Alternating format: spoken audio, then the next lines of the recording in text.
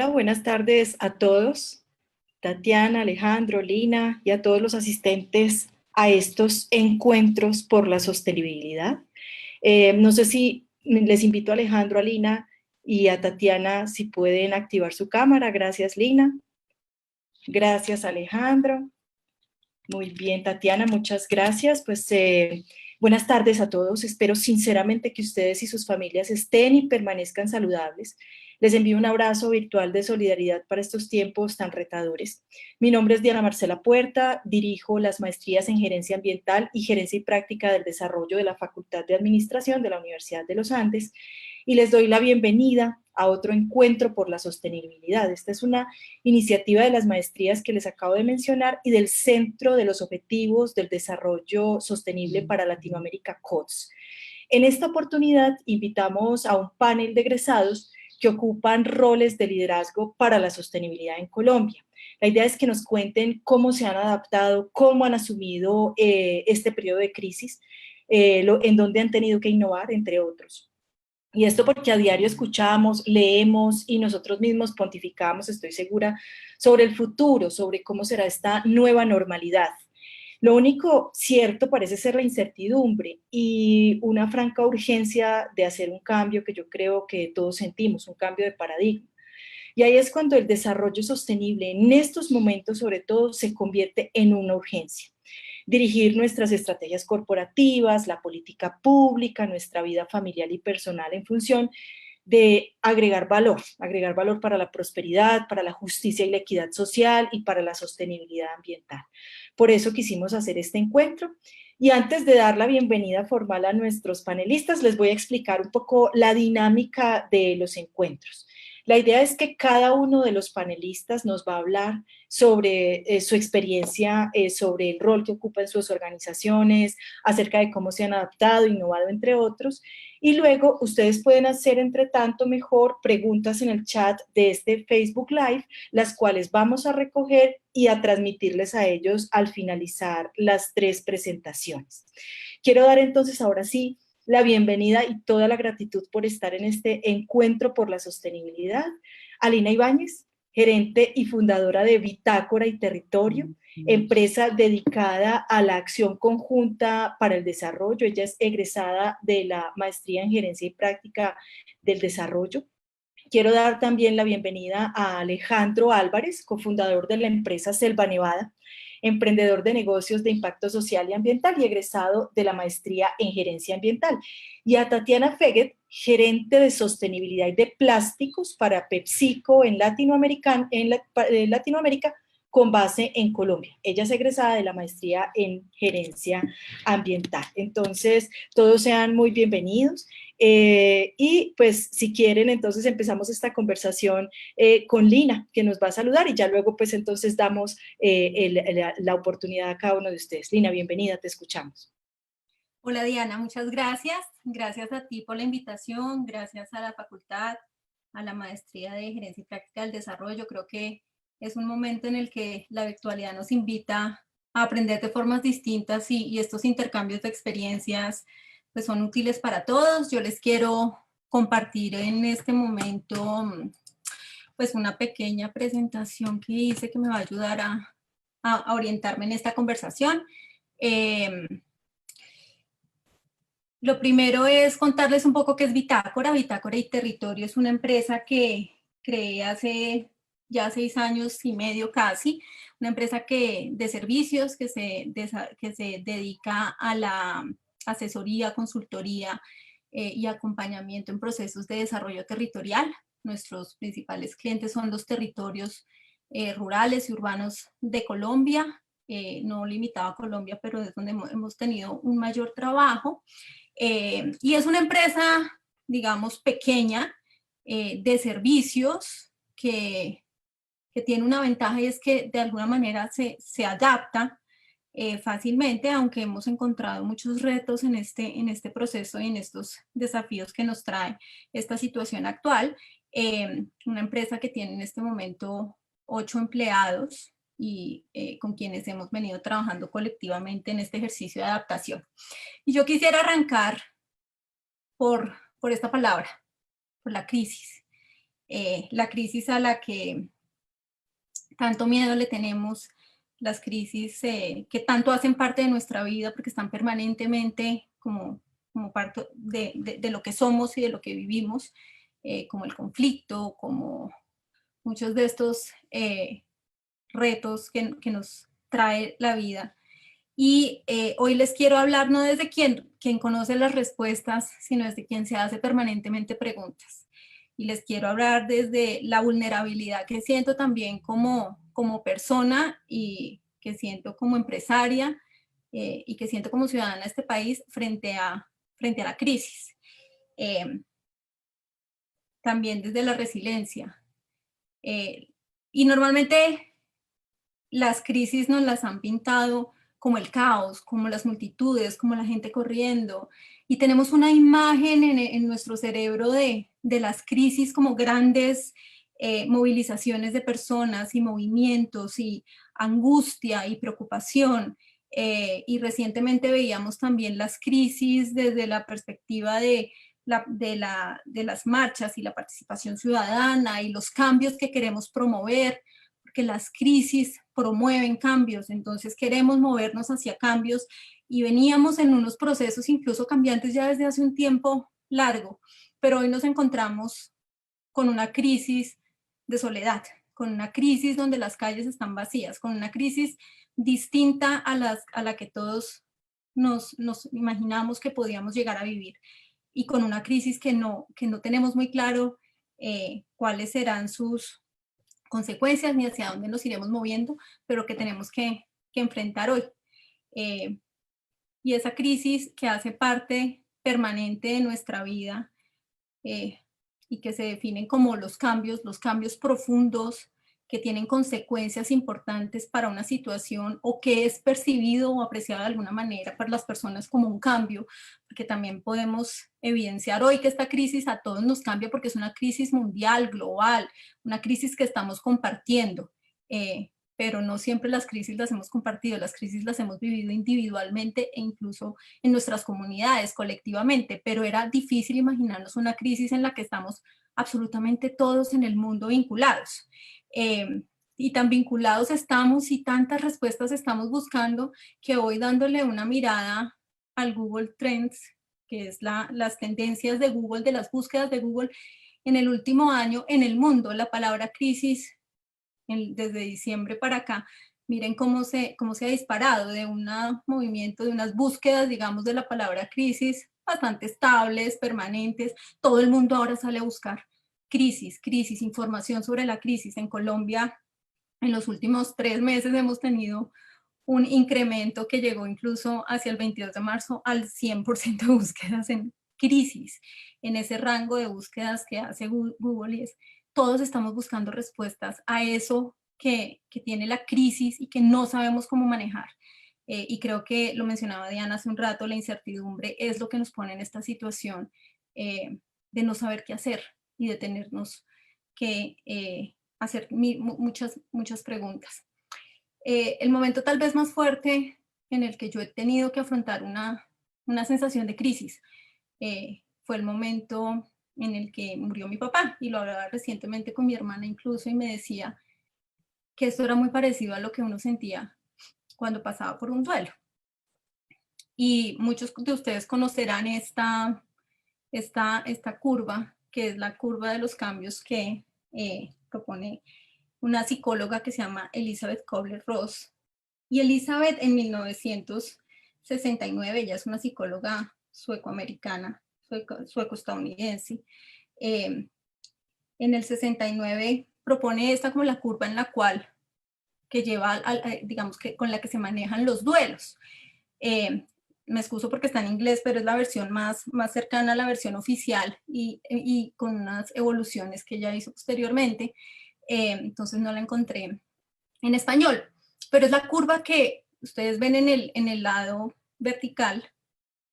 Mide un poco la competencia, la capacidad, la energía, la productividad que tenemos como personas para enfrentar una situación así, y en el horizontal ven el tiempo.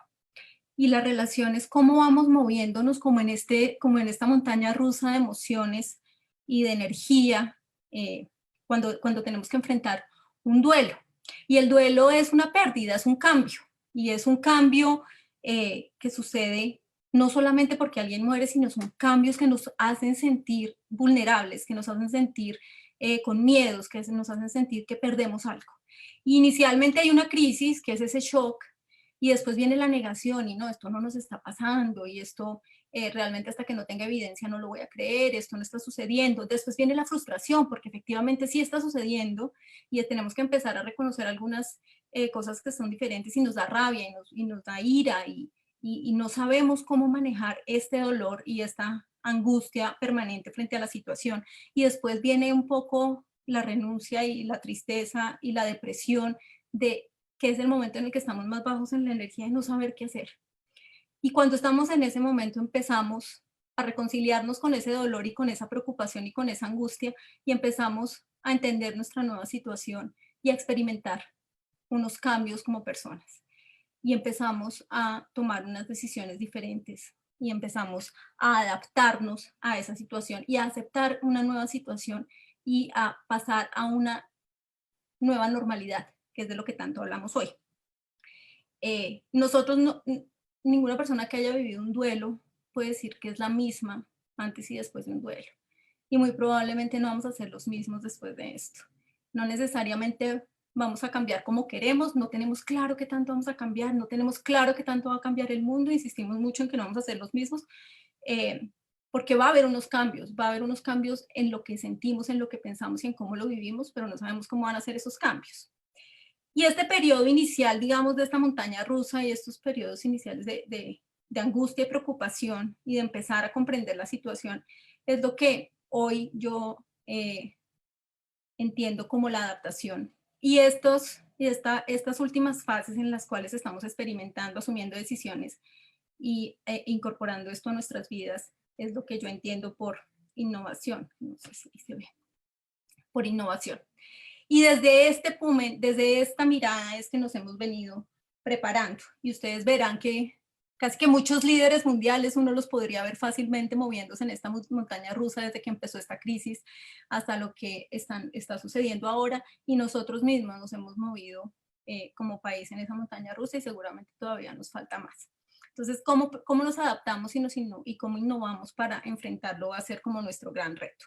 Y en términos de adaptación, nosotros en Bitácora, y pues, digamos, yo como gerente, pero también el equipo, lo que hemos hecho en primera medida es sobrevivir. Y casi que estamos en una situación que nos pone ese reto, cómo sobrevivir, cómo simplemente ser resilientes, aguantar y sobrevivir esta situación. ¿Cómo sobrevivimos como equipo? ¿Cómo nos preocupamos por cada una de las personas que está ahí, que hace parte de ese equipo? Porque por su salud física, por su salud mental, porque tengan las condiciones que requieren para estar bajo un estado de tranquilidad mínimo, cómo están con sus familias. Esto es un tema de personas, no solamente de organizaciones. Cada una de estas personas, cómo está viviendo, qué le preocupa, qué le angustia, le preocupa perder su trabajo, o le angustia qué va a pasar mañana, o le angustia a su familia, que probablemente no está en la ciudad, sino que muchas de nuestras familias hoy están regadas por el mundo, y no sabemos ni siquiera cuándo las vamos a volver a ver. Las relaciones, cómo se transforman las relaciones de un equipo de trabajo que se reúne permanentemente a crear de manera colectiva, desde la cercanía, desde la presencia, desde mirarnos a los ojos, a unas relaciones intermediadas por los medios virtuales en medio de este distanciamiento. Cómo cuidamos esas relaciones a pesar del distanciamiento y cómo restablecemos para cada una de las personas que hacen parte de esa organización un mínimo equilibrio, unas mínimas garantías que le permitan preocuparse por lo que realmente tiene que preocuparse en el fondo. Y es que hoy estamos bajo una fuerte presión. Entonces, nuestro principal objetivo, por lo menos en estas primeras semanas en el equipo, ha sido sobrevivir. Ha sido cómo sobrevivimos y cómo nos ayudamos mutuamente a sobrevivir. Pero también cómo sobrevivimos como organización. Y ese es tal vez nuestro reto, y hoy Bitácora se enfrenta al reto de lo que se enfrentan muchas de las pequeñas y medianas empresas en Colombia, incluso una microempresa como Bitácora. Y en términos de tenemos que pensarnos en, bueno, la capacidad productiva. Como decía al principio, nosotros somos una empresa de servicios, entonces probablemente nos adaptamos y nos movemos mucho más fácil que lo que se puede mover una empresa, no sé, tal vez de infraestructura o una empresa de producción de bienes que tienen plantas, maquinarias y unos activos improductivos que tienen unos costos fijos mucho más altos. Nosotros tal vez no tenemos esos costos fijos tan altos, pero nuestro costo y nuestro activo fijo más importante y nuestro activo fuerte es el capital humano. Entonces, ¿cómo logramos que esa capacidad productiva no se reduzca tanto como para que el capital humano se vulnere?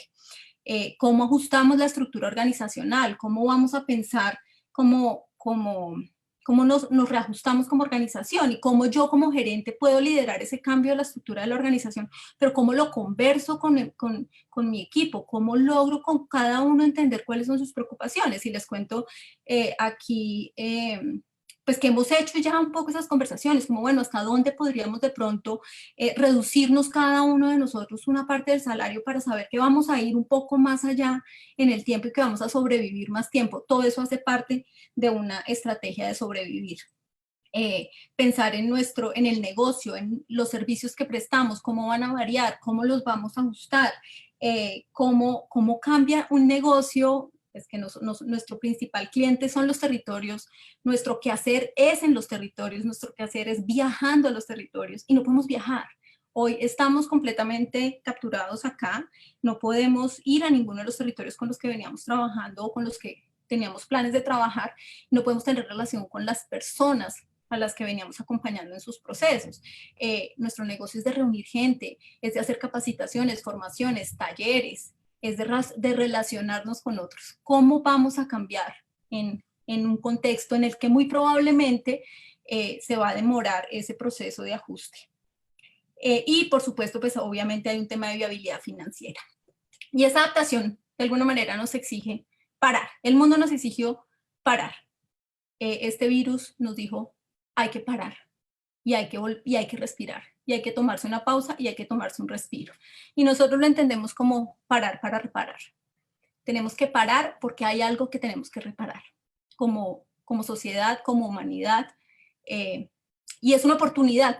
Ahí es donde nosotros transformamos esto en una oportunidad, en poder tomarnos ese tiempo para parar, lo que se llama en muchos deportes un time out, o cuando incluso uno jugaba la lleva, cuando decía, Tacho, espérese un momentico, paremos, respiremos y volvamos a pensarnos.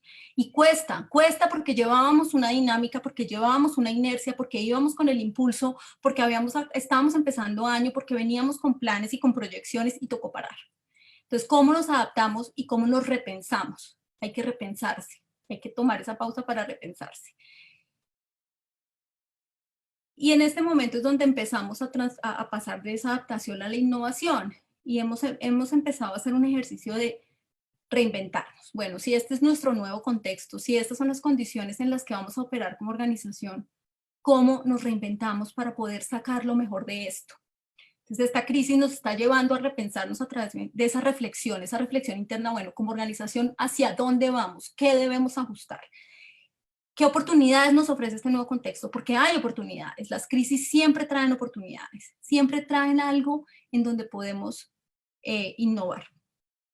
¿Cómo las identificamos? Y frente a esa identificación de oportunidades, ¿cómo empezamos a idear algunas alternativas de gestión de negocios, algunas alternativas de relacionamiento con nuestros clientes, de trabajo con nuestros proveedores, de ajuste entre todos? Porque de nada sirve que Bitácora logre sobrevivir si su red y su entorno de negocios no lo hace tan bien. Entonces, claro, yo he tenido que hablar con el que me maneja, a quien le alquilo la oficina, y tuvimos que llegar a un acuerdo porque si, mientras yo pueda, pues le voy a pagar, porque él también al final debe sobrevivir.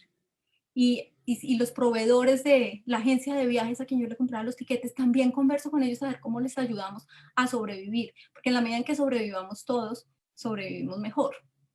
Y empezar a idear y a mirar y ajustar alternativas y mirar hacia dónde vamos y empezar a probarnos ya unos aprendizajes.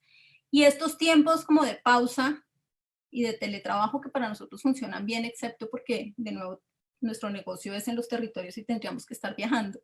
nos permiten documentar, aprender, estudiar, investigar, para poder llevar después esto a la práctica. Y este ciclo se parece mucho al que muchos de ustedes conocen. La verdad, no sé si están viendo el extremo de la pantalla porque yo veo las cámaras, pero bueno.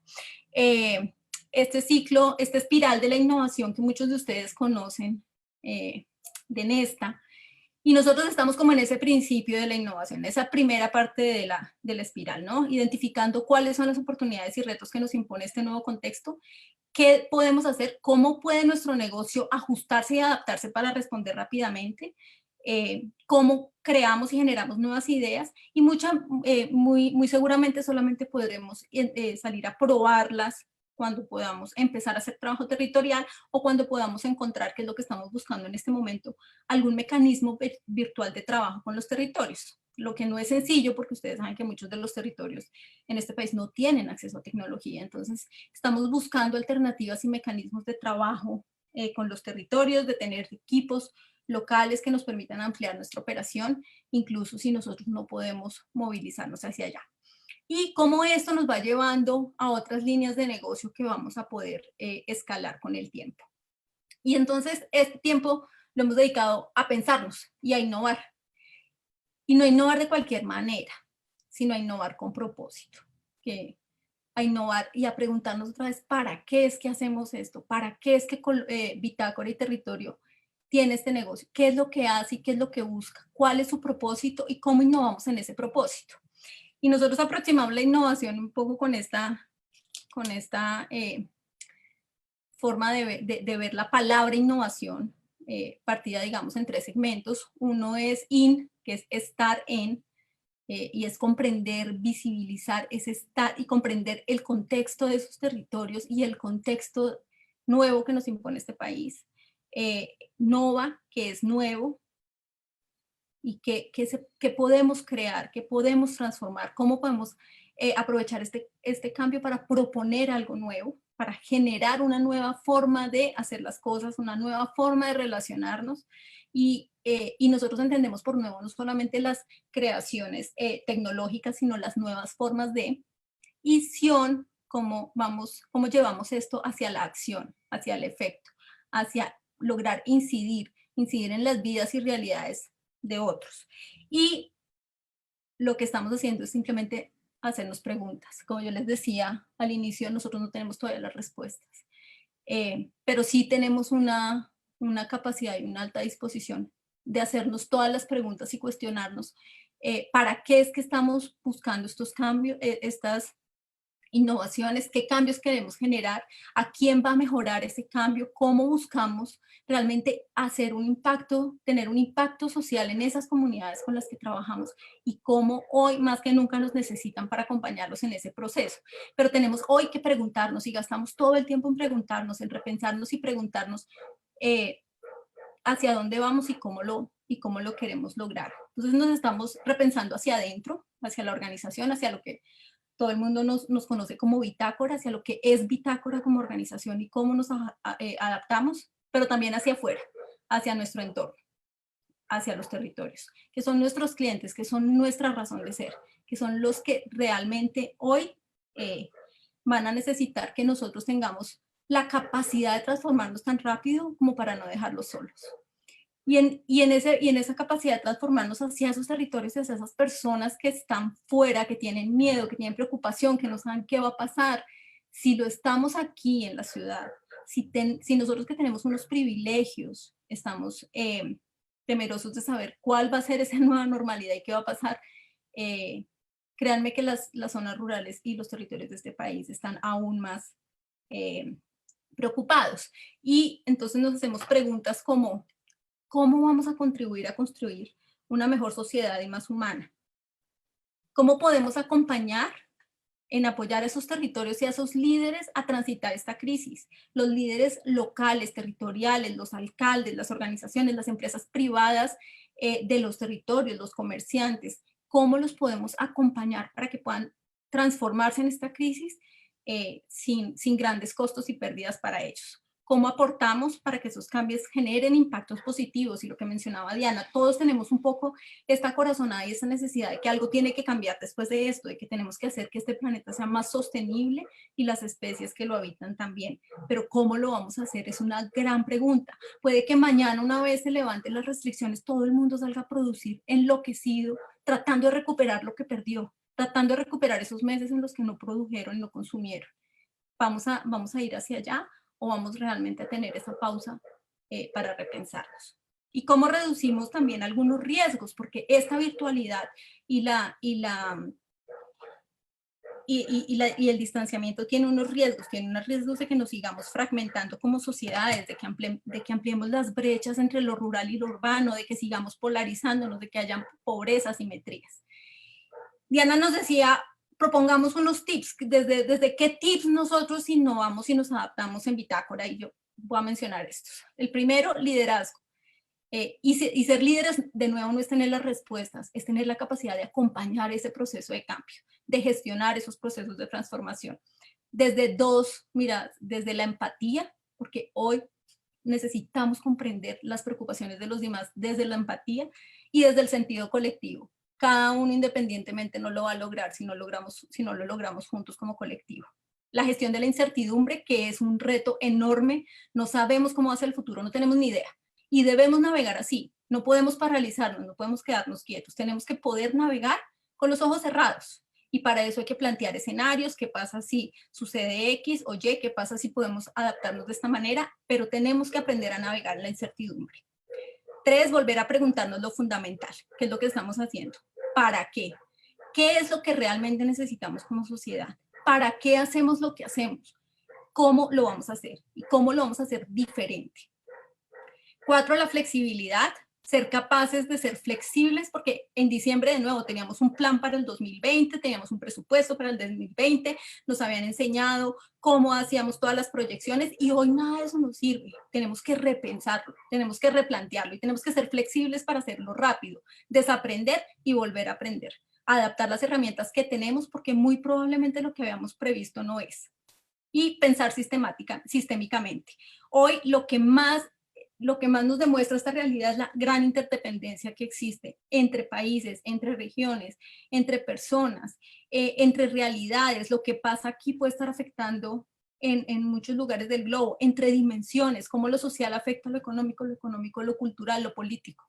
Y aquí quiero hacer un énfasis en las habilidades que a mí me dio la maestría de gerencia y práctica del desarrollo, y fue precisamente eso, comprender esa interdependencia. Nosotros teníamos una materia que se llamaba salud global, y yo honestamente pensé que jamás la iba a utilizar. Honestamente pensé que salud global era una cosa y que era una materia más en un pensum que nos daban, y hoy estoy releyéndome todo lo que estudié en salud global, porque hoy nuestro reto es de salud global, y es de salud física, es de salud mental, y es de cómo mantenernos bien como planeta. Termino ahí. Muchas gracias, Lina. Muy inspirador y a lo que llamas, digamos, desde ese liderazgo que es también centrado en las personas, que se toma el tiempo para tener una pausa, para ser flexible. De verdad que muchas gracias, Lina. Entonces, recuerda que al final hay varias preguntas que están dirigidas para ti, pero todas las vamos a dejar para el final. Entonces, nada, bienvenido Alejandro Álvarez, gerente y fundador de Selva Nevada. Te escuchamos, Alejandro. Bueno, muy buenos días para todos. Muchas gracias por la invitación. Muy contentos de compartir con ustedes un ratico de este momento de cuarentena. Vamos a compartir pantalla.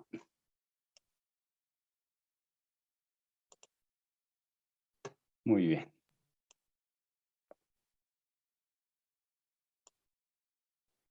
Muy bien, entonces, pues un poco la idea, lo que quisiera contarles el día de hoy, un poco también a través de las sugerencias de Diana, pues inicialmente les voy a contar un poco lo que hacemos en Selva Nevada y los negocios que han ido surgiendo alrededor de Selva Nevada.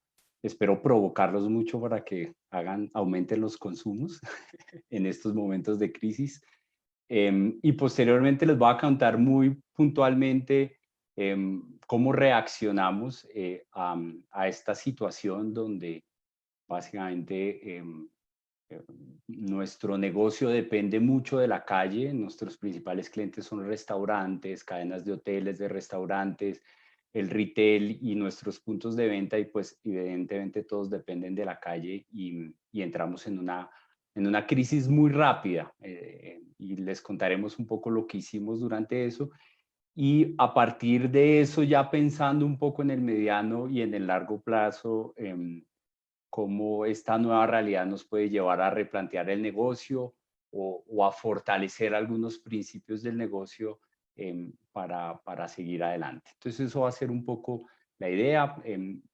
Selva Nevada básicamente es una empresa que elabora productos alimenticios a partir de frutos de la biodiversidad colombiana. Hay dos elementos fundamentales para nosotros, que es el propósito del negocio por el cual surgió, y es que estas frutas son cosechadas y procesadas por organizaciones de pequeños productores en varias regiones del país, y su sistema de producción ayuda a la conservación o reforestación de los bosques. Nuestro propósito fundamental es utilizar la biodiversidad como un elemento de desarrollo rural, de generación de actividades económicas para las comunidades, pero que a su vez ayude a la conservación y a la reforestación de los bosques. Nosotros llevamos 10 años en el mercado, 11 años en el mercado. Trabajamos con 10 comunidades en todo el país, entre áreas de conservación o acuerdos de conservación y zonas de cultivos en sistemas agroforestales. Alrededor de 10.000 hectáreas a través de las comunidades con las que trabajamos se encuentran en conservación agroforestales, y básicamente trabajamos con frutas, camu camu, en el camu camu, azaí, arazá, copoazú, corozo, iguaraya, vainillas, silvestres, coco, zapote, bueno, una serie de frutas, y trabajamos principalmente en Guaviare, Caquetá, Putumayo, el Pacífico, en la región de Montes de María y en la Alta Guajira. Esto es un poco lo que nosotros hacemos, y a partir de las frutas, pues lo que hacemos son helados, deliciosos helados de muchos sabores, siempre tratando de mostrar toda esa biodiversidad que nosotros tenemos. Además de helados, hacemos bols de azaí, batidos, malteadas, una serie de productos. Y hace un tiempo iniciamos una empresa de bebidas. Queremos pararnos en la categoría de bebidas saludables, en este sentido, en las bebidas calientes, y son unas infusiones aromáticas a partir de estas frutas. Estas frutas se liofilizan y se meten en unas mezclas para diferentes consumos, y digamos, esto es un poco nuestra línea de productos a partir de esos frutos de la diversidad. Eso en términos generales es lo que hacemos. Adicionalmente a esto, montamos una planta de producción en alianza con los pequeños productores en San José del Guaviare, una empresa que se llama Bio Guaviare, de la cual hay una proveeduría de azaí un poco a escala industrial, un poco B2B, hacia otras empresas como Nutresa, como Alpina, etcétera, etcétera. Eso es un poquito lo que somos. Entonces ya un poco yo les quería contar qué sucedió con nosotros, además del pánico que vivimos, porque realmente fue algo muy rápido. En 3 días, 2 días, de un momento a otro, bajan tus ventas a 0. Y además de que tienes que tomar la decisión de cerrar tus puntos de venta, que tus clientes cierran, clientes que han sido tan importantes como Wok, como Takami, industrias que uno cree que nunca van a cerrar ni van a tener una crisis de estas, de un momento a otro tienen que cerrar todos los restaurantes. Entonces todas tus ventas van a 0, y por otro lado se congelan los pagos. Entonces hay un problema central de liquidez en la organización, que es, digamos, voy a retomar un poco las palabras de la presentación anterior, y es la adaptación acá era sobrevivir. O sea, ¿cómo hacemos para sobrevivir? Centrados en un problema muy grande de liquidez. Y cuando tú tienes un problema de liquidez, evidentemente priorizar en qué invertir es uno de los dilemas más grandes que tienes. Y curiosamente, digamos que el propósito que fue por lo que se creó Selva Nevada, y se sigue, digamos, sigue siendo el centro, el ADN del negocio, pero siempre lo habíamos visto hacia el mercado, hacia diferencias en competitividad para poder llegar a segmentos, en relacionamiento con clientes, etcétera. Pero yo nunca me había retado el propósito frente a un momento de crisis. Y curiosamente ese propósito fue el que nos ayudó, fue como la brújula en tomar decisiones. Y yo creo que tener un propósito más allá de la generación de ingresos, que evidentemente es algo muy importante del negocio, pero tener un propósito claro sobre lo que haces en tu negocio te ayuda a lidiar en estos momentos de crisis.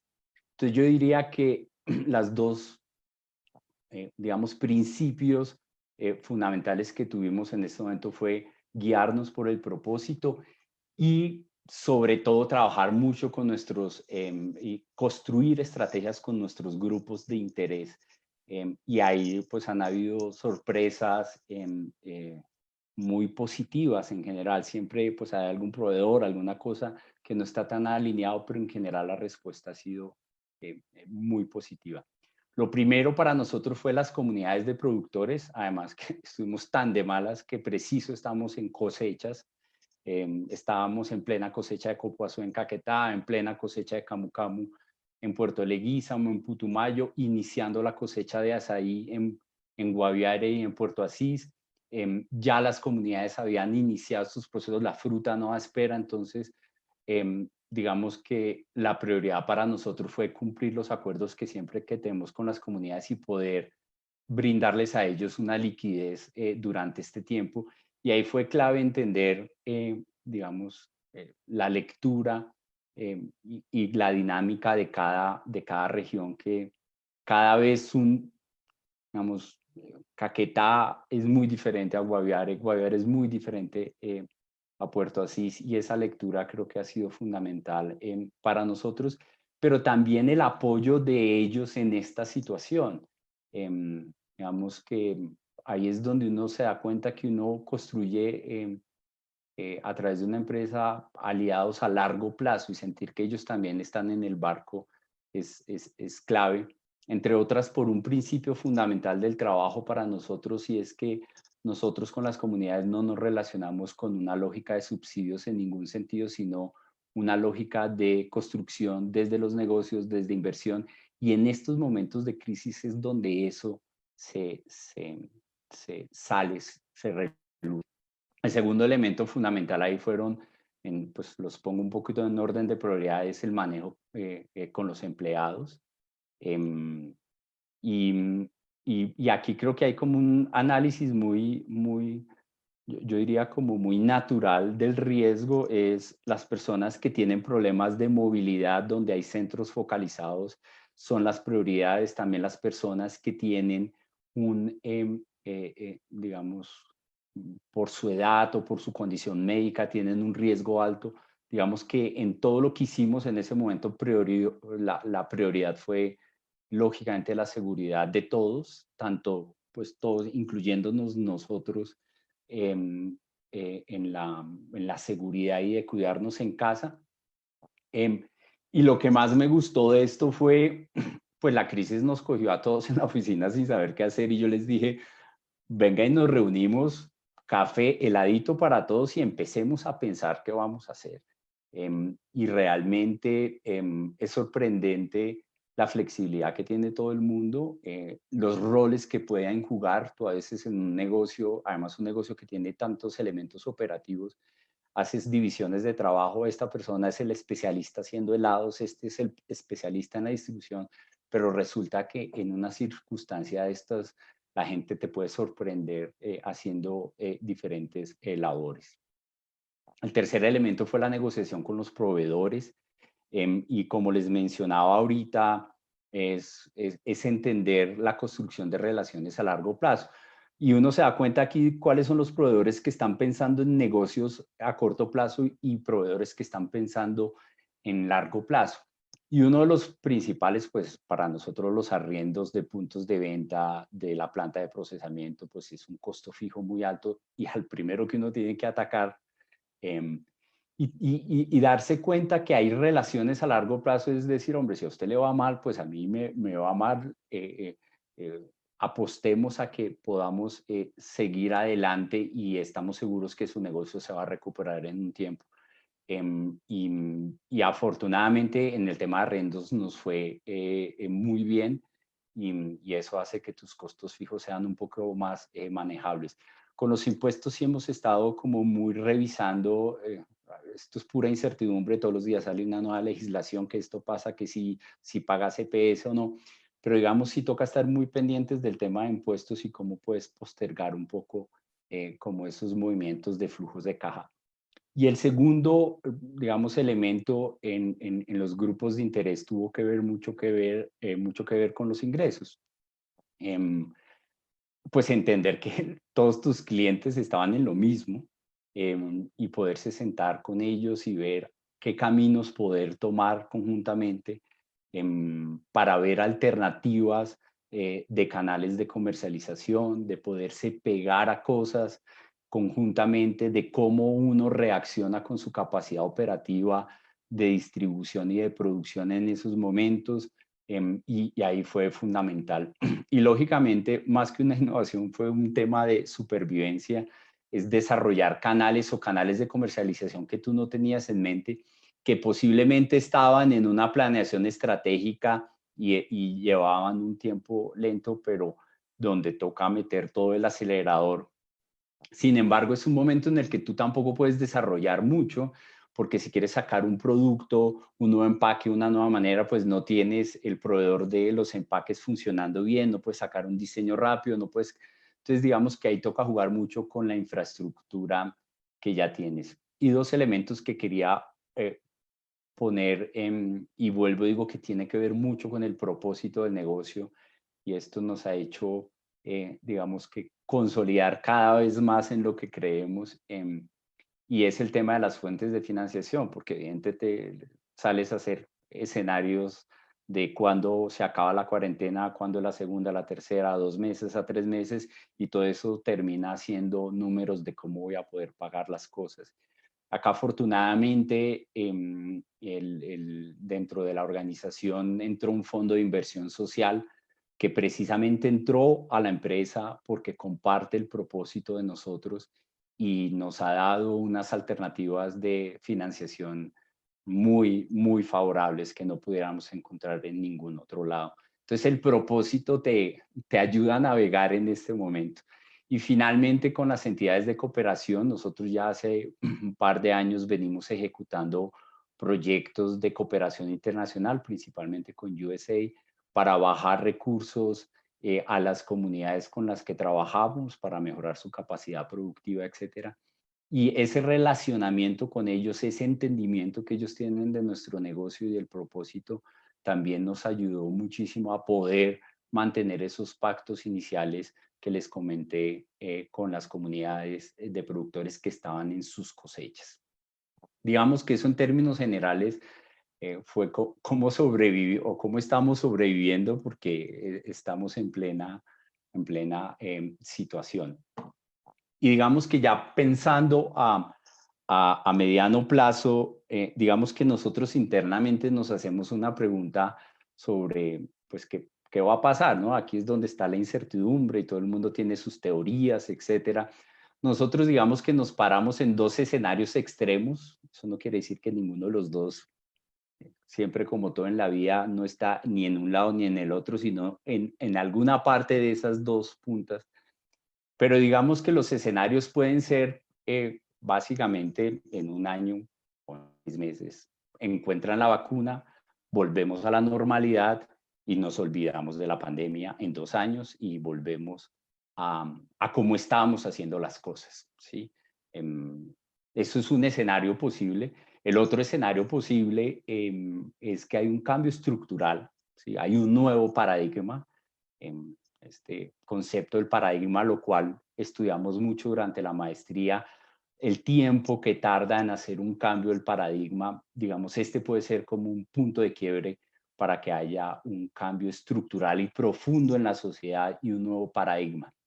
Seguramente no va a ser ninguno de los dos, seguramente vamos a estar en algún punto de esa línea, pero esos dos escenarios y sobre todo en la industria que nosotros nos movemos y el propósito de la empresa nos lleva a tener algunas consideraciones de lo que estos escenarios o vivir bajo esta cuarentena nos puede llegar a cambiar el comportamiento de la gente, a ser más conscientes de cosas. Pueden haber muchos elementos, pero para nosotros hay algunas consideraciones fundamentales y creo que todos lo vimos, que en una circunstancia de estos, pues sale a relucir las prioridades de sectores en una economía. Todos tenemos claro que la salud es como lo más importante en este momento. Y después la alimentación, que a pesar de que estemos en la casa, hay gente trabajando en el campo. Yo siempre una cosa que digo es, en este medio de encierro que estamos, y yo hablo, en este momento estamos en cosecha en Puerto Leguízamo de Camu Camu, y la gente no para, se mueve el producto y sigue llegando alimentación a nuestras casas.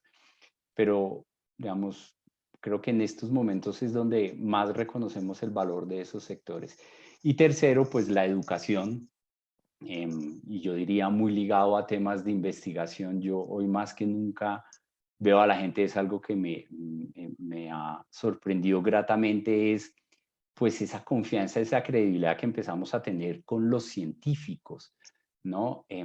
Todos ya sabemos las curvas, la tasa de probabilidad, pero digamos que todo lo que se mueve en las redes sociales es un elemento mucho más de consideración sobre los científicos, y pues ahorita todos estamos soñando a que en la carrera de esos científicos salga la vacuna, entonces es como los sectores más importantes. El otro elemento de consideración es que yo creo que hoy más que nunca la colaboración y la acción colectiva frente a un problema, pues lo tenemos en el día a día. Esto lo hacemos juntos. Si alguien hace algo que ponga en peligro a todos los demás, pues ya hay controles sociales entre la gente. Si uno no sale con la mascarilla, todos tenemos que estar en la casa, pero no es solamente todos en Colombia, sino todos en Iniria, en Guaviare, en Madrid, en París. Esto lo pasamos juntos. Y yo creo que esta lección en términos de lo que para mí creo que en este momento es también muy importante y relevante, es frente al cambio climático. Yo creo que aquí uno esperaría que todo esto de colaboración y acción colectiva pues nos lleve al reto más grande como sociedad global, que es el cambio climático y la degradación de los ecosistemas, que los tenemos a 2030, los océanos a 2040, que uno esperaría que esa conciencia sobre lo colectivo logre meterse en el comportamiento de la gente. Y bueno, hay otra cosa y es el juego un poquito de aplanar la curva, ¿no? Frente al cambio climático, uno diría, bueno, y entre los 4 grados y los 2 grados, ¿cómo vamos a hacer con acciones hoy drásticas para que podamos aplanar la curva? Por otro lado, un elemento fundamental para nosotros es, digamos, la mayor conciencia que todos estamos teniendo sobre de cómo nos relacionamos con nuestro entorno y con la naturaleza. Creo que el ejemplo más sencillo es pues todas las fotos de el Tolima desde Bogotá, los micos, titís en Medellín moviéndose. pero más allá de eso, de cómo empieza uno a ver la naturaleza cuando estamos en calma, en silencio, es preguntarse, miércoles, ¿cómo hemos sido nosotros frente a la naturaleza? ¿Cómo nos estamos relacionando frente a la naturaleza? Otro elemento fundamental para nosotros es lo que está sucediendo con la tecnología. Yo recuerdo que uno de nuestros clientes o varios clientes de restaurantes, no sé si lo tienen en mente en sus campañas de deja el celular en los sobremesa, le ponían a uno como un cuadrito, deja acá tu celular y conéctate con quien estás comiendo. De alguna manera el uso de la tecnología y todo lo que pasa por redes sociales, veníamos como en un momento de mal uso de esa tecnología. Yo siento que hoy la tecnología es la que en vez de desconectarnos, nos está conectando y a través de esta tecnología se está moviendo una información y relacionamiento entre la gente fundamental. El siguiente elemento tiene que ver con cómo digamos, a mí me sorprende mucho de varios amigos el concepto de bienestar, cómo se está modificando, volviendo lógicamente el bienestar en cosas muchísimo más sencillas. Creo que durante este tiempo no, hemos entendido que pues estar en la casa, estar en la familia, no necesitamos muchos. Tengo amigos que dicen, yo para qué necesito carros, lo que yo necesito es esto, digamos, creo que el concepto de suficiencia, de bienestar mucho más sencillo es algo que está calando mucho en las familias y en el consumidor en general.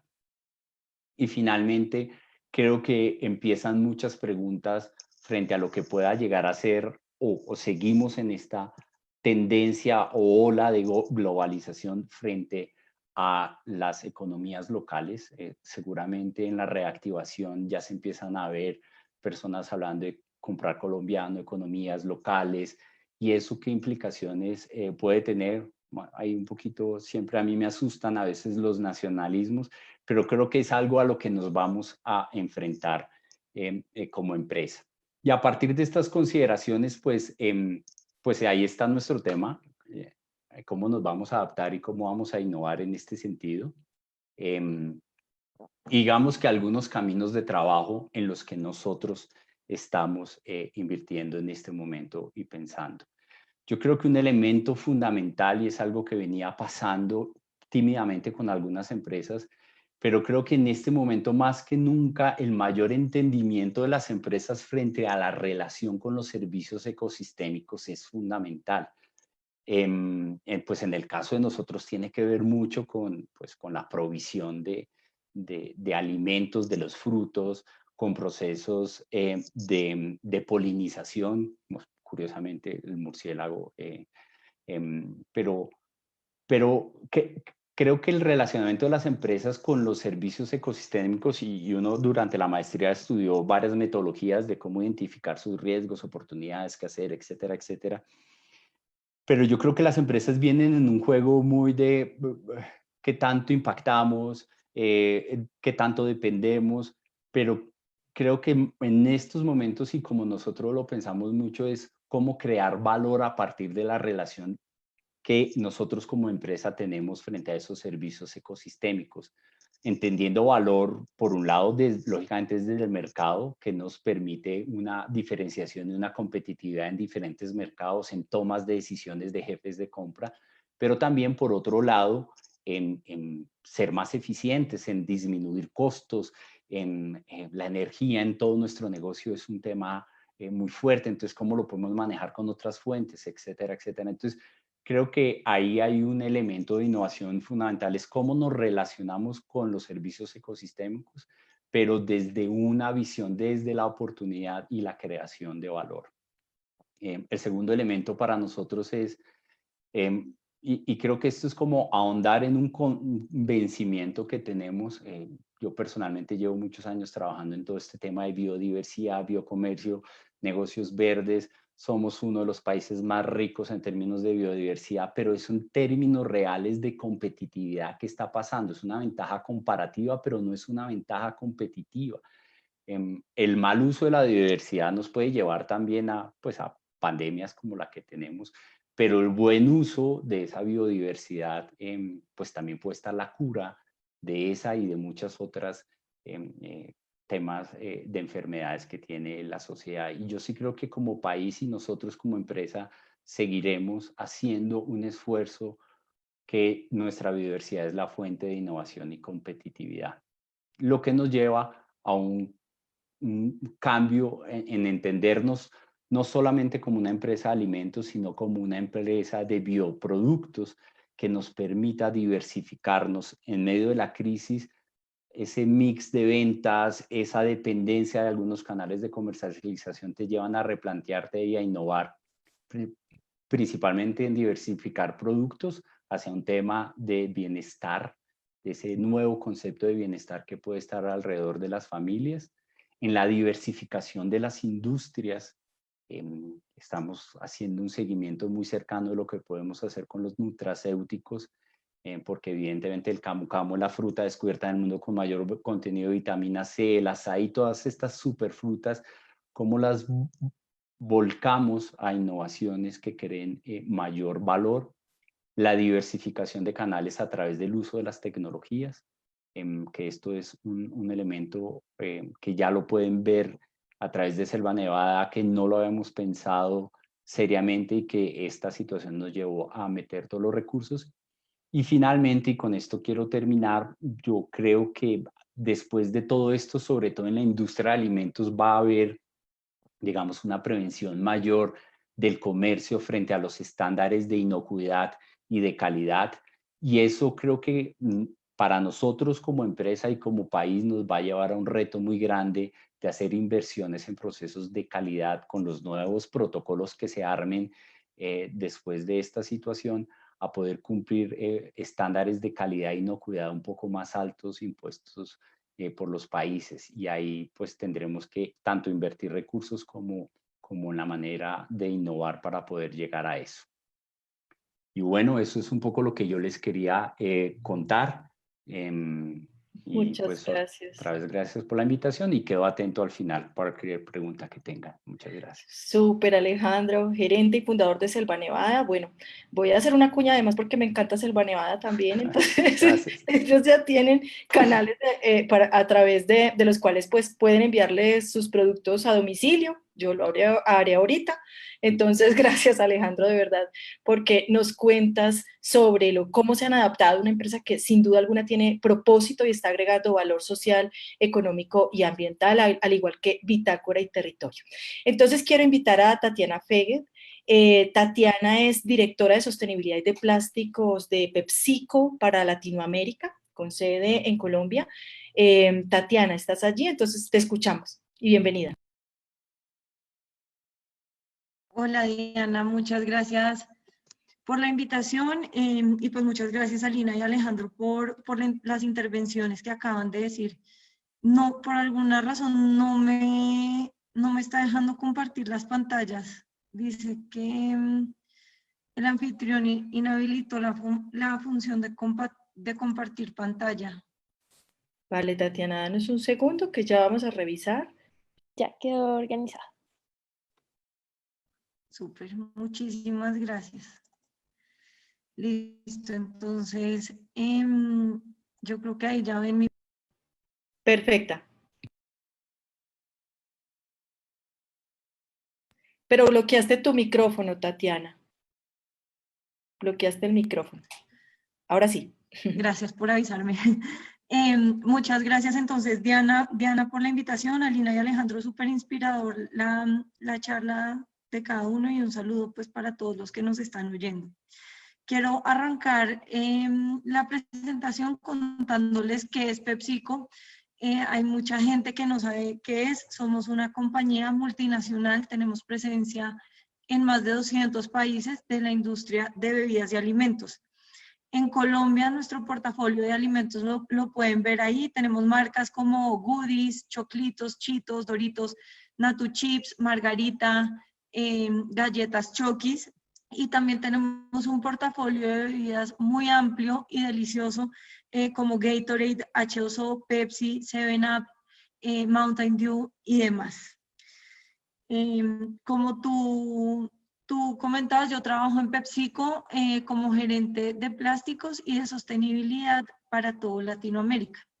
En PepsiCo queremos ser el líder global en alimentos y bebidas de competencia, ganando con propósito, y acá se une mucho el propósito del cual hablaba tanto Lina como Alejandro.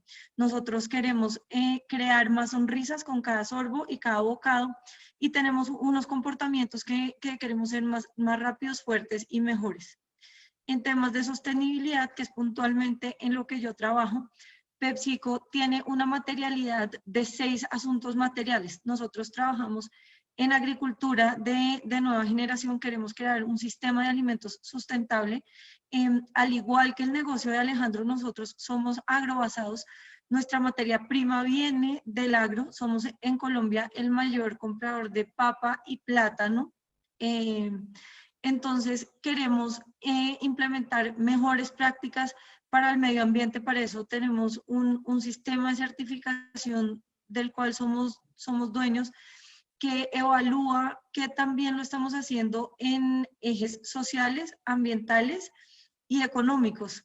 Y tenemos una gobernanza a través de nuestra cadena de valor muy grande. No quiere decir que esta crisis no nos haya invitado a repensarnos.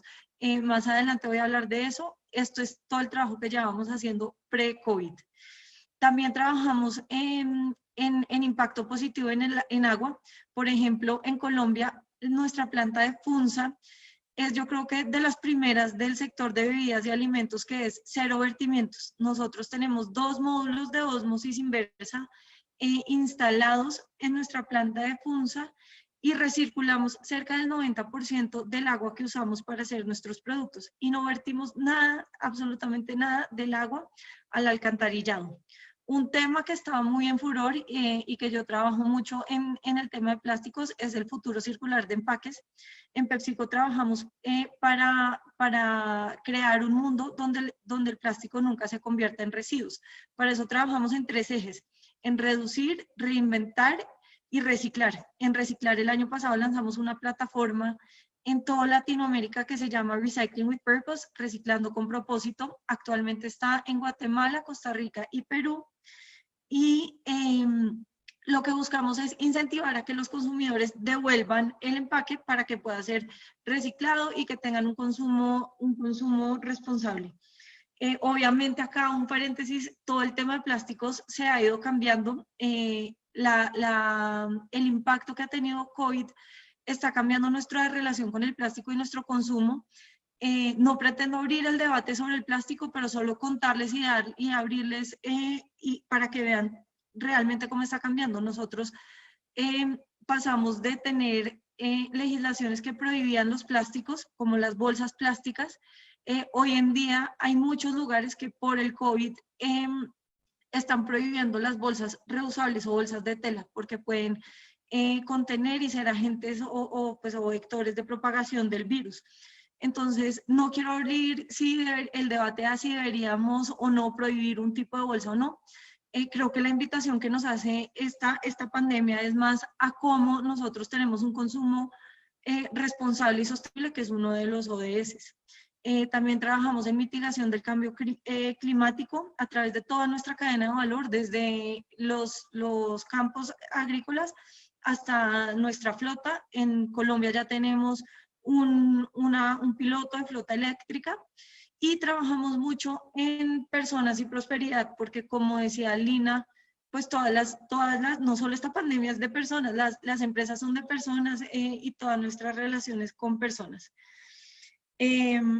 Ya entrando al trabajo en tiempos de coronavirus, me sonó mucho lo que decía Lina de que es un tema de personas, y creo que eso es lo primero que tenemos que tener en cuenta. Creo que lo primero que deberíamos mirar es, y me encanta el quote que les puse acá, es que no podemos controlar lo que está pasando. Lo que sí podemos controlar es la manera como nosotros respondemos. Entonces, creo que este momento es único. Creo que podemos hacer una cantidad de cosas positivas y optimistas que sí podemos controlar. y que esta crisis nos va a fortalecer nuestro carácter, que nos va a sacar más resilientes. Realmente sí soy súper optimista y creo que en toda esta crisis se presentan muchas oportunidades, porque en las crisis nos vemos obligados a pensar y hacer cosas, a buscarle las soluciones a los problemas de una manera como pues que antes no creíamos posible. O sea, antes de COVID creíamos que no era posible hacer 100% teletrabajo. Nos están demostrando pues que sí, y que además que hacer teletrabajo genera unos cambios muy positivos en todo nuestro sistema, porque también, como decía Alejandro y Lina, creo que una de las enseñanzas más grandes de la maestría que se está viendo reflejada en este momento es la dependencia y la interrelación de todo. Creo que en este momento hay oportunidades que no habíamos visto, y creo que lo más importante es que podamos hacer pruebas pequeñas y rápidas para ver si funciona o no. Y eso se hace desde a pequeña escala hasta unas escalas más grandes de una multinacional.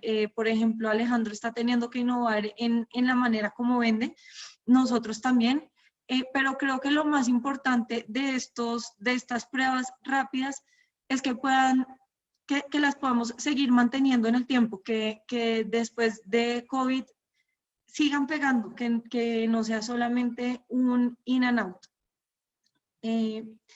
Y por otro lado, y devolviéndome a la maestría, creo que otra de las enseñanzas más grandes que podemos ver en este momento de crisis es pues la colaboración, lo que venía hablando Alejandro, de construir estrategias con grupos de interés, y eso lo vemos mucho en la maestría, en las clases de ecología industrial, con la simbiosis industrial, pero también pues vemos ejemplos de la vida real, como es el caso de Redescar, donde PepsiCo tuvo el privilegio de participar el semestre pasado en la construcción de la cadena del plástico. Y acá me detengo y les cuento cómo ha cambiado mi rol en PepsiCo en todo este tema de coronavirus, porque al principio, antes de que empezara toda la pandemia, en PepsiCo queríamos buscar una estrategia absolutamente circular para el tema de los empaques. Nuestras botellas hoy son 100% reciclables. Una botella que ustedes consuman tanto de nosotros como de nuestra competencia ya tiene material reciclado. El gran reto que estábamos viendo era con empaques. Tenemos un piloto que convierte el empaque a combustible, pero lo que estamos viendo hoy con todo este tema de la pandemia es que quizás podemos hacer una simbiosis industrial, y si hay alguien que me esté oyendo que tiene alguna idea, pues adelante, bienvenidos, somos todos ellos.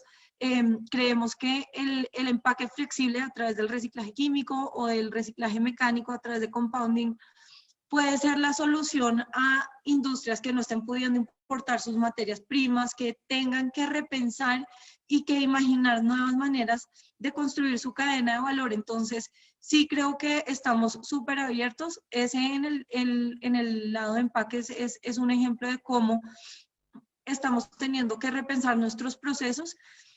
También estábamos hablando de la agricultura regenerativa. Creo que hoy nuestra responsabilidad como gerentes ambientales es mirar cómo podemos ir un paso más allá. PepsiCo es una compañía que tiene absolutamente estructurada y de la cual yo me siento muy orgullosa de su sistema de sostenibilidad y de toda la estrategia, pero cómo nosotros podemos ser unos agentes de cambio dentro de una compañía tan grande, cómo podemos proponer algo diferente. Veníamos hablando con diferentes personas, un ejemplo en la agricultura regenerativa, para lograr capturar el carbono, porque pues somos conscientes de la crisis climática de la cual también hablaba Alejandro. Entonces, vemos que nuestros cultivos, para aterrizarlo puntualmente la idea a PepsiCo, nuestros cultivos de papa necesitan obligatoriamente una rotación. Tú tienes que sembrar una vez papa y a la siguiente vez no puedes sembrar papa, tienes que sembrar algo diferente. Si lográramos hacer una simbiosis industrial con una empresa que siembre cebada, que siembre frijol, que siembre otro tipo de cultivo y lograr capturar el carbono, creo que le estaríamos devolviendo aún más a nuestro planeta y creo que estaríamos aportando mucho desde la sostenibilidad, pues sobre todo al sistema de alimentación sostenible.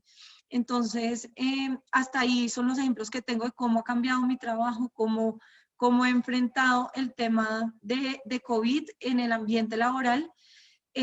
Y al igual que hablaba Lina, pues mis tips para el trabajo en estos tiempos de COVID es el primero y el más importante, porque si aceptamos que somos personas, es mantener nuestro wellness mental, nuestro bienestar mental. Y eso para las personas puede ser hacer ejercicio, tener una rutina, salir a caminar, comer bien. Para mí lo importante, que se liga mucho con lo que venía diciendo, es tener metas realistas, metas chiquitas. Si uno se propone correr 10 kilómetros todos los días porque ahora estoy en mi casa, pues si uno no se entrena para una maratón posiblemente no lo va a lograr, pero de pronto si uno dice, bueno, listo, voy a hacer ejercicio 20 minutos todos los días, es una meta más chiquita, más realista y que puede ser mantenida en el largo plazo, que eso es precisamente lo que buscamos en sostenibilidad, y lo que queremos hacer en PepsiCo es generar cambios que puedan ser mantenidos en todo el tiempo, que realmente generen unos cambios que puedan ser implementados. El segundo es leer de otros temas. A mí personalmente me encanta una cuenta en Twitter que se llama Sustainable Brands. Como esa tengo unas cuentas de referencia que me permiten seguir aprendiendo y seguir profundizando en los temas que a mí me gustan, que es sostenibilidad, y salirme del tema de coronavirus. Pues me da un respiro mental y me ayuda a ver, cómo va a cambiar la sostenibilidad después de coronavirus, hacia dónde quiero llevar yo mi estrategia de sostenibilidad, hacia dónde quiero llevar yo si yo cojo el timón de mi vida como gerente de sostenibilidad y de plásticos, hacia dónde quiero enfocar mis proyectos, hacia dónde los quiero liderar, qué cambios quiero hacer, y leer de otras cosas.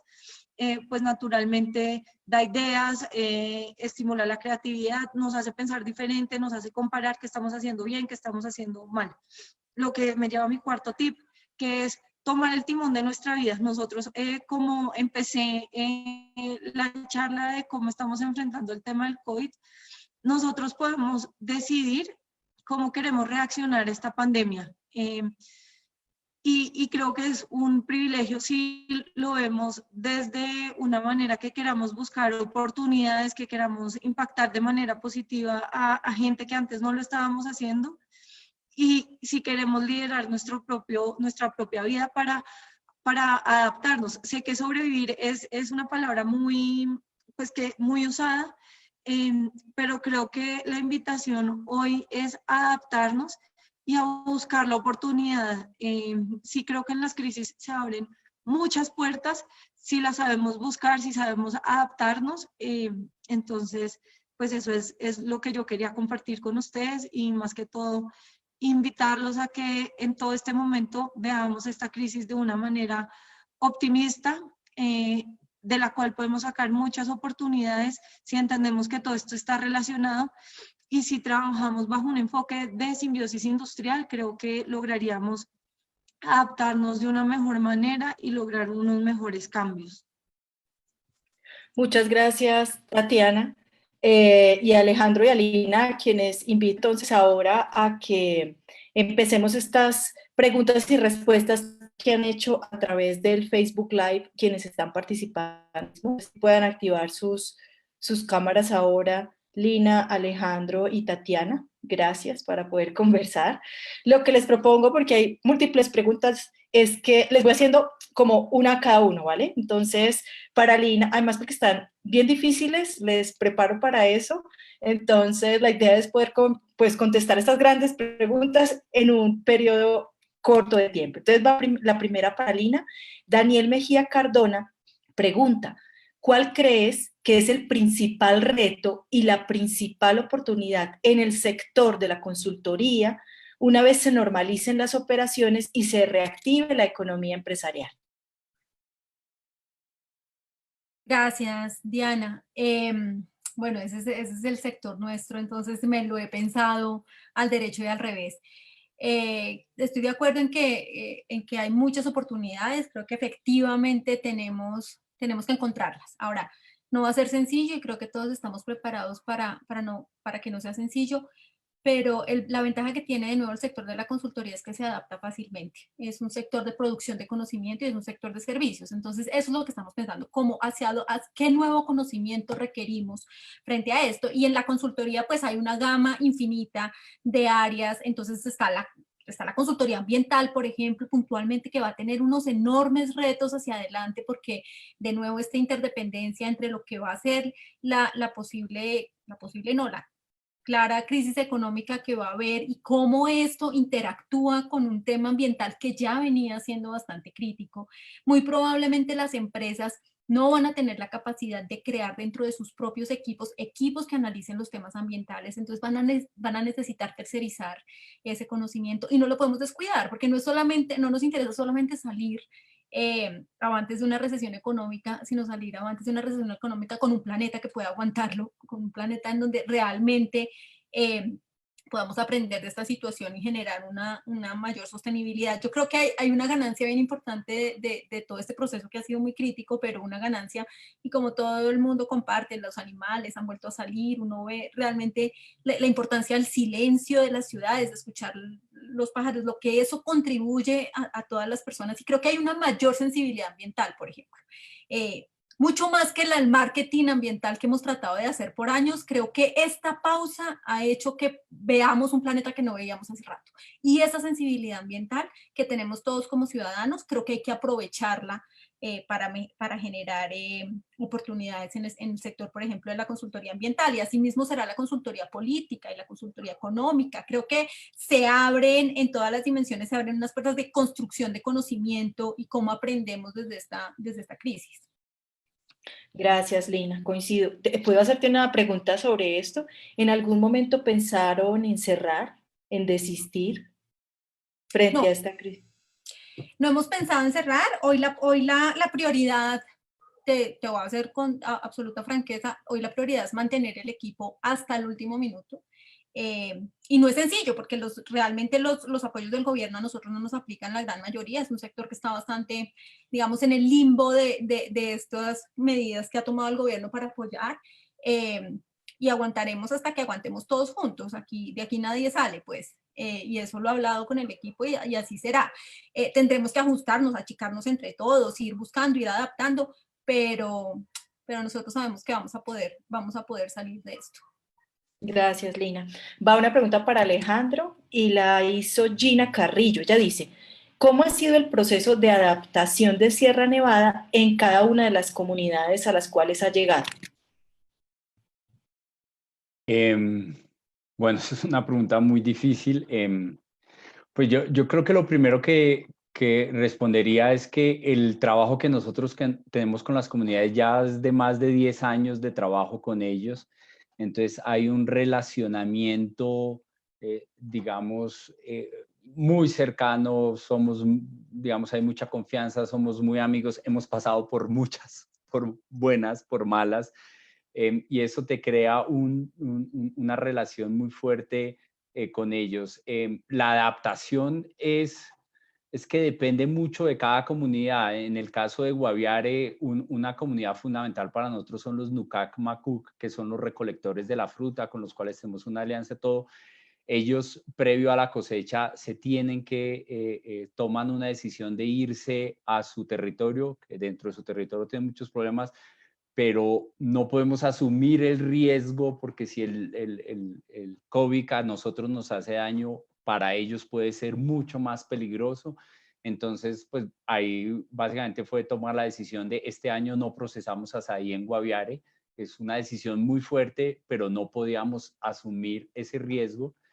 En las demás comunidades, realmente es una cuestión muy operativa, recolectemos todo lo que puedan recolectar. Nosotros teníamos una ingeniera de alimentos que les hace acompañamiento constante y sobre todo en el periodo de cosechas. Ahorita estamos haciendo acompañamiento virtual, en eso estamos innovando y curiosamente los productores son muy buenos. En Belén de los Andaquíes lo estamos haciendo, en Puerto Leguízamo lo estamos haciendo y en Puerto Asís lo estamos haciendo. Y hoy nuestra ingeniera de alimentos les está dando esa acompañamiento y capacitación técnica a través de Internet. Entonces, digamos, cada comunidad tiene su manera de adaptarse y creo que la clave ahí es pues estar abiertos para hacer una lectura y saber que cada territorio se comporta de una manera completamente diferente, que lo que pensaste para una no te va a funcionar para otra y que se construye es con la gente. Eso es lo que yo respondería. Total, Alejandro, muchas gracias. Voy con una pregunta para Tatiana. Estás ahí, Tatiana, ¿verdad? Porque veo tu micrófono cerrado, pero voy a lanzar la pregunta. Ah, sí, ahí estás. Entonces dice Daniel Mejía. Acá estoy. Vale. Daniel Mejía te pregunta, dice, es indispensable que las industrias y las empresas empiecen a establecer modelos de negocio más sostenibles. Entonces, en consecuencia, pregunta, ¿cuál será el valor verde que se le dará a los clientes como innovación? Y complementa su pregunta diciendo esto, ¿cuál será el mensaje crucial que ustedes darán a sus consumidores para que adquieran productos más amigables con el medio ambiente? ¿Cuál será el qué, perdón? El La mensaje. última parte de la pregunta, ¿cuál es? ¿Cuál será el mensaje entonces que ustedes van a dar a los consumidores para que ellos puedan adquirir productos más amigables con el medio ambiente? Yo creo que habla un poco de información al consumidor. Quiere saber en esta época, en temas de información que se le va a dar al consumidor para que tenga un consumo más responsable. Bueno, pues Daniel, muchas gracias por la pregunta. En este momento, nosotros estamos trabajando para mejorar, pues para hacer cambios en nuestro portafolio para que cada vez tengamos productos más con una reducción de azúcares, grasas y sodio. Eso para tener un portafolio que responda más a las necesidades de todos los consumidores. Ahora, frente a qué mensajes le vamos a mandar al consumidor para que consuman más, de una manera más responsable, como PepsiCo en este momento tenemos en pausa todas las conversaciones, todos los mensajes y todas las estrategias de marca, porque creemos que lo más importante es que como comunidad estemos bien y lo más importante es quedarse en casa. Entonces, vas a ver que toda nuestra pauta y todo nuestro presupuesto de marketing hasta el momento está frenado mientras logramos entender cómo vamos a seguir como comunidad en cómo nos tenemos que comportar para, pues, en esta pandemia para no contribuir a la propagación. Lo que sí te puedo contar es que no sé si tu pregunta iba más hacia el tema de empaques. En nuestra plataforma de reciclaje con propósito queremos que el consumidor sea una parte de la solución. Por eso, como te dije, trabajamos en 3 frentes, en reducir, reciclar y reinventar. Todas nuestras botellas están siendo optimizadas para que un consumidor por producto comprado consuma la menor cantidad de plástico. Pero número 2, le estamos diciendo al consumidor, cuando nos compres vas a tener la oportunidad de devolver el empaque para que nosotros lo podamos reciclar, y le estamos dando un incentivo a los consumidores para que lo devuelvan. Ese incentivo en los países donde ya tenemos la plataforma de reciclaje se llama eCoins, porque en realidad queremos que el consumidor sea, pues, no, además no queremos, el consumidor tiene que ser parte integral de esta economía circular. Si tú no separas bien los residuos en tu casa y si tú no los dispones de la manera adecuada, el reciclador no los coge y no llegan a las plantas de reciclaje de transformación. Entonces, pues si el consumidor no tiene un engagement en toda esta cadena, no vamos a lograr hacer nada, y el consumidor tiene una responsabilidad muy grande. Tienen que separar los residuos de la manera adecuada. Hoy en día las tasas de reciclaje, nosotros como empresa podríamos comprar más material reciclado. En este momento no hay oferta porque a las empresas que reciclan las botellas no les llegan las suficientes botellas. Entonces, pues esa sería mi respuesta. No solo le estamos dando plataformas para que pueda tener un consumo más sostenible, sino que le estamos dando productos empacados 100%, nuestra meta es ser 100% reciclables, compostables o biodegradables en la situación de cada país. Espero que eso responda a la pregunta. Si no, me puedes buscar en LinkedIn y seguimos hablando con mucho gusto. Gracias, Tatiana. Va una pregunta entonces para Lina, y es, bueno, esa no sé si tenga respuesta necesariamente, yo me la hago a diario, pero es cómo gestionar esta crisis en medio de, lo pregunta Consuelo Ruiz, perdón, en medio de nuestra Colombia que mayoritariamente vive en necesidades básicas insatisfechas. ¿Cómo gestionarla? ¿Qué han visto desde Bitácora y Territorio? Esa es nuestra gran preocupación, eso es lo que realmente nos trasnocha cuando nosotros pensamos realmente en las poblaciones rurales que están enfrentando esta crisis en las condiciones en las que ya estaban bajo una desventaja bastante profunda, digamos, en términos de equidad, de acceso a servicios públicos mínimos. Y yo creo que hay dos mensajes que yo quiero dejar acá. Uno, creo que esta crisis salta la importancia de elegir buenos gobernantes. Creo que no podemos pasar esta crisis sin cuestionarnos como ciudadanos qué implica elegir buenos gobernantes, y nuestros territorios estarían en condiciones muy distintas de afrontar esta crisis si no fuera por la corrupción y por las fallas en la prestación de servicios del Estado. Entonces, hoy el Estado tiene la responsabilidad de resarcirse, de salir y proteger a esas personas y protegerlas como debe hacerlo, como un gobierno que debe salir a proteger a sus ciudadanos. Y por el otro lado, creo que las empresas también tienen una responsabilidad de proteger sus cadenas de suministro, sus proveedores, de ayudar como puedan en estas regiones. Aquí estamos 3 empresas de distintos tamaños, de distintos sectores, de distintos calibres, digamos, todas tratando de generar empleo, todas tratando de generar condiciones, todas manteniendo un mínimo equilibrio para que no haya más personas fuera desempleadas, tratando de mantener a los proveedores, tratando de construir cadenas de valor. Las empresas grandes y las empresas regionales tienen una responsabilidad con estos territorios y es la única forma en la que estas personas que están padeciendo altos niveles de pobreza y no tienen cómo aguantarlo solos puedan sobrevivir. Total, gracias Lina, de verdad. Alejandro, la siguiente pregunta es, la hace Zaira Urdinola Hincapié, dice, ¿cómo hacen para respetar los saberes tradicionales? Yo creo que nos diste algunos apuntes, pero varios quieren profundizar en eso. ¿Cómo hacen ustedes para respetar los saberes tradicionales de la comunidad con las que ustedes trabajan, sobre todo en esta época? Hay algunos que también se suman a esa pregunta en particular. Tú hablabas de conversación, hablabas de reconocimiento, pero no sé si tengas algunos otros insumos que quieras sumar a esas preguntas que han sido las más frecuentes con respecto a lo que nos hablaste. Bueno, muy bien, muchas gracias. Digamos que durante todo este tiempo hemos ido un poquito, porque también ha sido a punta de aprendizaje de la práctica, construyendo como nuestros principios y los pasos de una metodología de trabajo con las comunidades. Y digamos, un elemento fundamental para nosotros es, pues puede que suene un poco cliché la cosa, pero es la valoración que todos somos exactamente iguales. Curiosamente eso todavía en algunas regiones no está tan claro, y el que viene de Bogotá no viene con todo el ingeniero de Bogotá no viene con el conocimiento, sino que a partir de la valoración de que somos exactamente iguales, pues es valorar el conocimiento que cada uno tiene para poder construir, y a través de eso es que se dan las conversaciones y la construcción participativa de los acuerdos.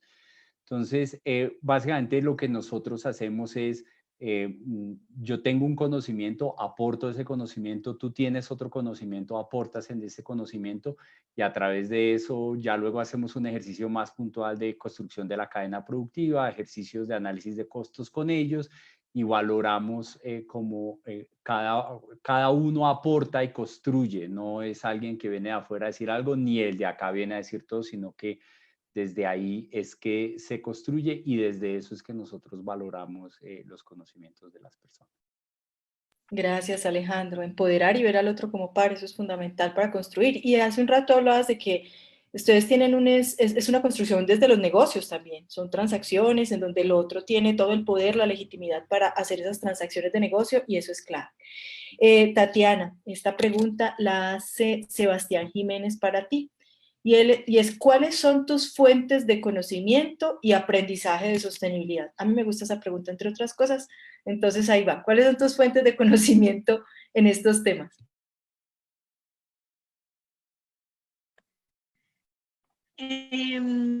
Mis fuentes de conocimiento, bueno, uno es Bart, el profesor de la maestría.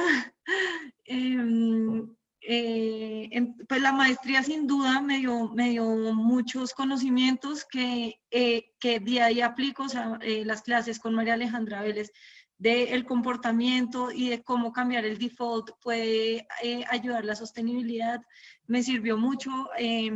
Bueno, he usado todo hasta las clases de economía, que uno no, pues como que no lo ve tan relacionado directamente con el día a día de uno, pues lo he usado mucho, pero con Bart me pongo al día mucho, debato mis ideas, creo que en sostenibilidad una muy buena práctica es trabajar con gente de todas las áreas, para que tus ideas se puedan ejecutar, que tengas una fuente de un input de comercial, que tengas un input de legal, que tengas un input no sé, de agro, en mi caso, cuando es aprovisionamiento, para que las puedas sacar adelante.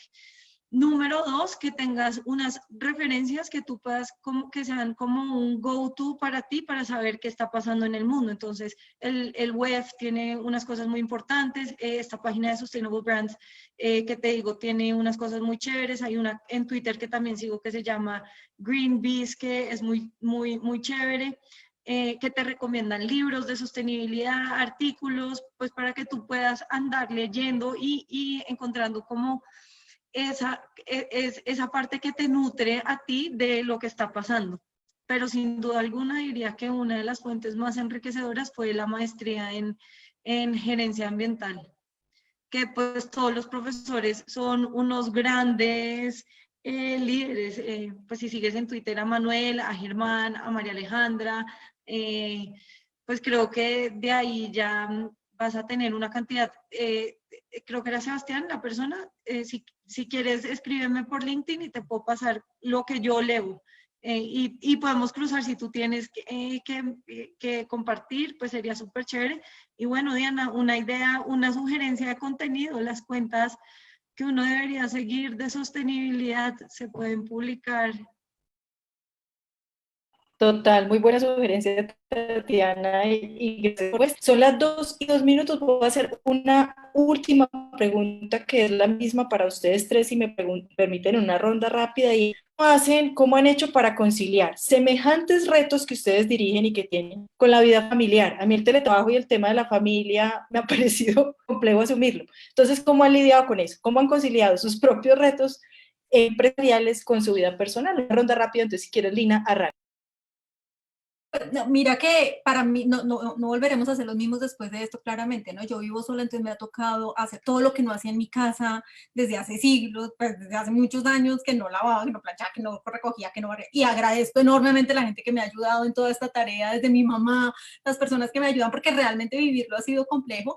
No vivo la complejidad de los niños, que además tienen que hacer las tareas en computador y demás, porque de nuevo vivo sola, pero creo que el mayor reto ha sido ese, ¿no? Es la distancia realmente de los que quiero.